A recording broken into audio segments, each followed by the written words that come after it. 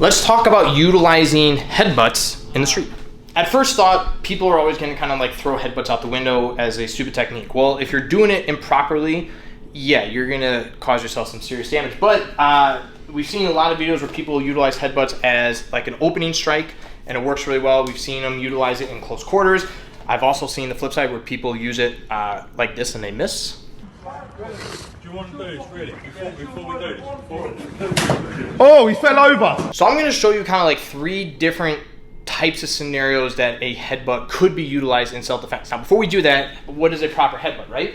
I'm not trying to use my face to bash across their face. So essentially what I want to do is take like the top of my forehead or like the front top part of my head where this is like a hard skull, and I'm pretty much trying to hit everything from the eyebrows down. Now obviously Cash is taller than me, so this works out really well where if I drive my face or my head in, I'm going to go right to the center of his face. If he comes down a notch and I decide to go in head on like this and we both hit the tops of our heads, then yeah, I'm going to cause myself some serious damage. The part 2 of this is if we're up against a surface where, like, let's say his head is back against something, not necessarily the time to do headbutt, nor do I want to hold on to their head and pull their head in and headbutt, because the purpose of me damaging the head and doing a headbutt is I want this reaction. I want the damage of his brain bouncing across the back of his skull, coming back in and getting the whiplash. If I'm going to throw headbutt on somebody, I want damage with the headbutt. I'm not doing it to just be nice or threatening. I'm doing it to cause serious damage. So the first way, and actually I'll post this video up here because this dude does a perfect example of using it in this situation, is if Cash is approaching me, right? Let's say again, we're kind of in a verbal argument, I'm keeping this person at bay, and he's just constantly like in my face, like, hey dude, back off, come on. And he's just constantly progressing in, getting in my face, trying to be like a tough guy. Yeah, he's just in my face, right? As he's coming into me, this is a perfect time for me to just throw in a quick headbutt, and this is again a perfect example of it. You think you're Scottish? You think you're bad? I'll fuck you up. Oh, fuck it out.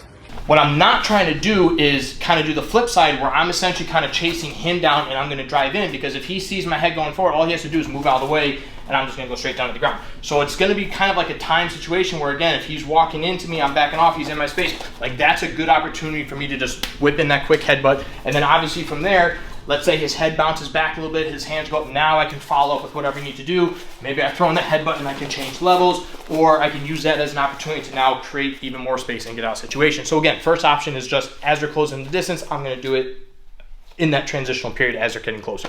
The second option is essentially I'm going to pull the person into me. Now again, this can be one of 2 ways.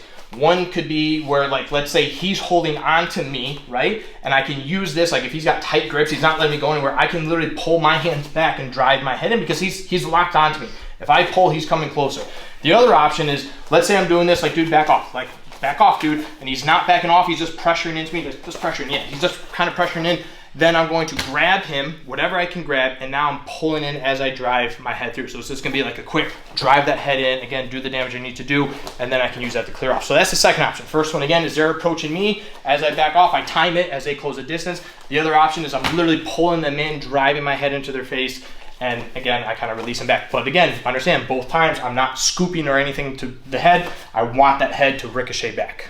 The third scenario that you can utilize headbutts, and again, these are all kind of interchangeable, but is if we're in close quarters. So if I don't have hands available, so if we're fighting in this clinch situation, I'm trying to lock his hands up, we're fighting, we're scrambling, yeah, come on, give me some resistance, right? We're sitting here, we're fighting, and I need to start applying some damage, but I can't risk letting go of a hand, right? Well, if my head's right here and his head's right here, I can literally just shift my weight down and drive my head up. Now, this may or may not do a ton of damage, but if I repeatedly do this a few times, things are gonna happen, things are gonna loosen up, and then I can start following up. It can also be one where if I'm on the side and he's grabbing me here, and again, I'm fighting the grips, I can drive my head in this way. If he was behind me and I'm fighting these grips, again, depending on where his head is, I can drive my skull back into his face. And again, I'm using the hard part of my skull. This is not something where I'm just gonna sit here and repeatedly do this. It's gonna be a hard hit, and then I'm gonna use that opening and opportunity to, again, change position, better position myself, or follow up with a few other strikes. But headbutts are great. Utilize them, train with them.